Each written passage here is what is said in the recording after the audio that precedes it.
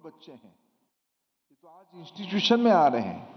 उसके अलावा अगर हम आयु, आज राष्ट्रीय शिक्षा नीति में प्रवेश की आयु 3 हो गया। बाल वाटिका से शुरू होगा, बाल वाटिका से 1, 2, 3 पूरा करके 1 से 12 और 12 से आगे अमूमन 4-5 साल की अगर उच्च शिक्षा की एक औसत एवरेज हम माने 3 से 23,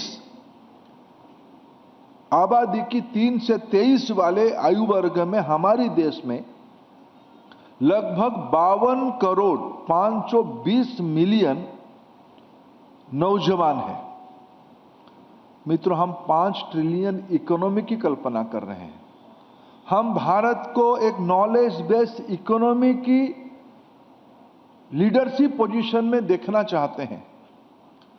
ये तब होगा जब ये 52 करोड़ लोग, 520 मिलियन लोग कुछ ना कुछ ज्ञान प्रवाह से जुड़ेंगे। सबकी अर्थनैतिक स्थिति एक नहीं होती है, सबकी बौद्धिक स्तर शायद एक ना हो, जन्म, विरासत या मौका यह हमारी बाधक नहीं हो सकती है। हर एक जीव में अपने आप में एक ताकत है। व्यवस्थापकों की दायित्व है, सरकारों की दायित्व है, समाज की दायित्व है, ये सारे 52 करोड़ बच्चों को एक अवसर देना। इसी की एनविजन राष्ट्रीय शिक्षा नीति में किया गया है। राष्ट्रीय शिक्षा नीति में जो 2-3 मूल विषयों को ध्यान दिया गया है, ऐसे तो राष्ट्रीय शिक्षा नीति को हम कितने बार भी पढ़ते हैं, उसमें कई सारे नवाचार हमको ध्यान में आता है, कई सारे नया आयाम ध्यान में आता है। लेकिन उसको अगर 2-3 मोटे मोटे शब्दों में मैं आपके सामने रखूं, भारत की शिक्षा को मातृभाषा अथवा स्थानीय भाषा आधारित किया जाएगा। कोई भी समाज की मूल चिंतन, क्रिटिकल थिंकिंग, जब तक उस समाज की लोग अपनी भाषा में ना करें, अपनी भाषा यानी जो बालक या जो बालिका जिस भाषा में वो पहला शब्द सुनता है, पहला शब्द बोलता है, अगर उसी में वो पढ़ता है और लिखता है, तब जाके उसकी सृजनशीलता की सर्वोपरि आता है, सर्वोत्तम आता है। यह वैज्ञानिक प्रमाण है। दुनिया की जितने बड़े अर्थनीति आज हमारे सामने है, सभी के वहां कोई एक भाषा की बंधन नहीं है।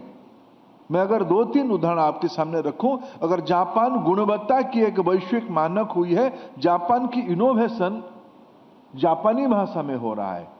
जर्मन अगर एक इंजीनियरिंग महाशक्ति बनी है, तो जर्मन की इनोवेशन और उनकी टेक्नोक्रेट मूलतः जर्मन भाषा में उसको बनाते, समझते और आगे बढ़ाते हैं।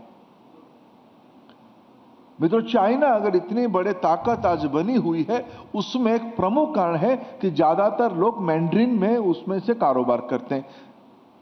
हमें कोई भाषा से परहेज नहीं है, लेकिन भारत को अगर खड़ा करना है, भारत की सारे भाषा राष्ट्रीय भाषा है। हम किसी को बड़ा और किसी को छोटा नहीं कर सकते हैं।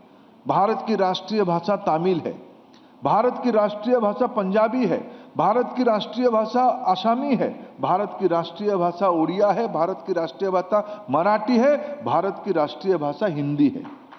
सभी भाषा में भाव एक है। इसी सत्य को राष्ट्रीय शिक्षा नीति ने समझा और भारतीय भाषा पे शिक्षा व्यवस्था होगा, यह कहा गया। भारत की भाषा, भारत की शिक्षा को रूटेड किया जाएगा, मूल से जोड़ा जाएगा। मित्रों, भारत के अंदर जीवंत प्रमाण सभ्यता की कम से कम 5000 साल की मिलती हैं।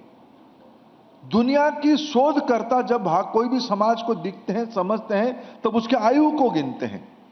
भारत में अगर आर्कियोलॉजी डिपार्टमेंट की डॉक्यूमेंट्स में जाएं, 3 शहर भारत में इसे मिलते हैं, जिन 3 शहरों की आयु कम से कम 3000 साल से ऊपर है।